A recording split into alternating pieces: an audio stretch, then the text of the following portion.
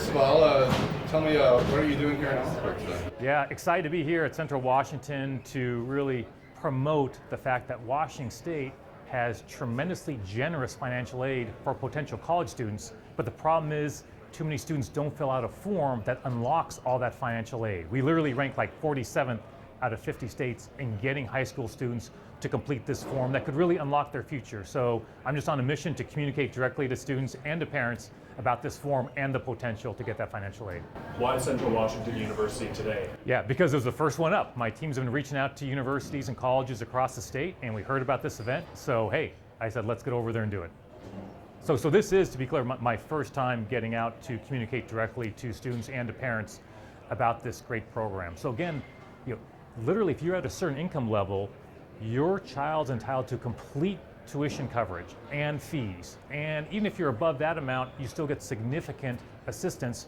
But there are literally thousands and thousands of students in college right now who could have financial assistance. They just don't realize it, and they never completed the form.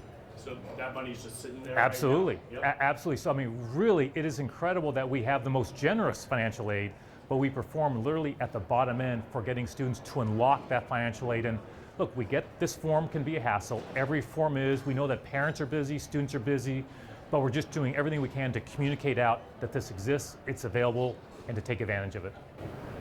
Do you have any plans to come out in the future to the Kittitas or the Yakima Valley? Oh yeah, so I mean, from my standpoint, when I campaigned for governor, I went to all 39 counties, right? As an attorney general, I just visited all 39 counties. I went to every Rotary Club in the state. There's a couple hundred of them. So a big part of my work as governor is that same thing. Getting off the I-5 corridor, getting all around the state and communicating to people all across the state. I spoke with a couple of local Republican representatives, and they did seem to like what you said in your inaugural address. However, They also would like to know how are you going to be turning your words into reality? Well, with their help and the help of the entire state legislature, right? So I made it very clear in my inaugural address, we've got a $12 to $14 billion budget shortfall that I'm inheriting. Look, we need to understand how we got to this shortfall, number one, and number two, we're going to have to face some significant cuts as a government in order to address that shortfall. Those are going to be hard choices for us as a state, but we need to lean in that and make our government more efficient and more responsive to the people. And I think that's something that Republicans and Democrats can embrace. It's important work, it's got to be done, but we need to make government more efficient and working for the people.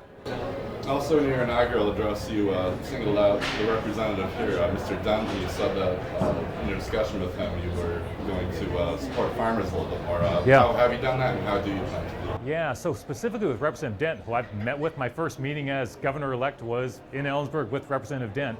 That specific issue is under our Climate Commitment Act that's been adopted, that farmers aren't getting the assistance that they're entitled to under that Climate Commitment Act, which has significant financial impacts for them.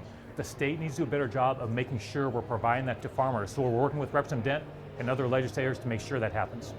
Today you're talking about the importance of FAFSA. What else are you going to be talking about throughout the year to younger audiences? Oh, well, to younger audience, we're here today on a college campus, but to be clear, hey, college is not for every kid, obviously. And so one thing we as a state can do a better job of making sure that kids, for example, can access the trades, right? And have more training for young people who want to enter the trades. The jobs are there. The salaries are good. And so I've been visiting training facilities, for example, for the future of electrical workers, for example. And that's something as governor I'm promoting and working hard to make sure that young people understand there's many paths to their future. What's good for one kid might be different for another kid, but to make sure the state is providing those opportunities for all kids across our state. That's a critical mission we have. That's awesome. And then as governor, what are your top priorities for this year? As governor, what are your top priorities for this year? Sure, I'll keep it to just a short list because we have many challenges, right? I mentioned the budget shortfall that we have. Obviously, we need to, in the next few months, adopt a balanced budget, right? Which is going to be a challenge given the shortfalls we face. But priorities that I've articulated in my inaugural address and since that time are public safety. I'm supporting a $100 million grant program so local jurisdictions can hire more law enforcement officials. That bill is moving. Senator Holy, Republican out of Spokane, is partnering with me. We think we're going to have success with that bill so we can get more law enforcement officers on the streets. Affordability. Look, Washington State's too dang expensive, and especially when it comes to housing. Affordable housing is getting more difficult to achieve. We're working on a whole range of policy measures in the state legislature to adopt measures that will make Washington more affordable. That's going to be key. And third, I'll limit it to 3. On third, our government needs to do a better job of being more streamlined and focus on serving the people. Hey, if we're late in providing a permit to you, you're not going to pay for that permit anymore in Washington State. We're on a mission to make government more lean and more efficient and serve the people better, and that's a big priority for me as governor. This year we had a lot of devastating wildfires, and with literally all of Washington's resources helping out, how are you going to help the firefighters as well as the people and the infrastructure? Well, we've got a big challenge of that right now. You may have read the recent news reports where DNR is saying, hey, we have about $200 million in funds from the federal government that are currently being held up from the Trump administration. That can have massive implications for addressing a huge challenge all across our state. So one thing we're working hard on is making sure we're getting those dollars. Washington State filed a lawsuit against the administration saying you can't block that funding. That's illegal, that's unconstitutional. So a core function we have right now is making sure we get the money that we're entitled to, that Congress has approved. That's $200 million. That's going to go a long way to addressing firefighting here in Washington State. I guess the other thing I'll add to that is, we have a budget challenge, right? And so I'm asking all state agencies to take 6% cuts. We have to be mindful of where we take those cuts. On firefighting, for example, we can't slide backwards on the progress we've been making on addressing that important issue, but it starts right now in the short term with that $200 million that the federal government is not turning over to Washington State. These are grants, these are budgets that we have already been approved and that we're entitled to. So we're working hard with the Office of Attorney General to make sure we get those funds. Do you have any more? Yeah, please. Awesome. One of the big issues, specifically down the Yakima Valley, is with the ice raids. And I was speaking with the city manager the other day who said that people in the city are living in fear and they're staying home and they're not going out into the economy and spending money. Do you have any recommendations for any city managers or mayors that might have this issue? Yeah, and so the noise isn't bothering you guys. I can just keep going with that? Oh, you're fine. Oh, good. Okay. The microphone, they'll pick you up mostly. So. Yeah. Just want to make sure. Do you mind getting a picture of me talking to these guys, by the way? Just want to make that'd be great. Yep. And so you're asking about the sort of the potential for and the reality of ice raids and what that means for communities and. Yeah. Do you have any advice for people who might be living in fear?